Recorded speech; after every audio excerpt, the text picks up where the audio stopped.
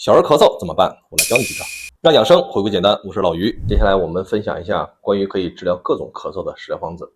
那这个方子呢，我们用到了半根白萝卜，要去皮1个白梨，加上3片生姜、2个红枣，再加一点点冰糖。适量的冰糖是为了调节这个汤水的口感度，让小朋友更容易喝下去。然后我们呢，用500毫升的水，把上面的这些材料放在一起去煮，当然梨子要切块。然后我们把这个煲出来的水呢，滤掉渣，我们只喝水吃梨每日吃1次，我们吃3天就可以解决各种咳嗽的尾部的问题了。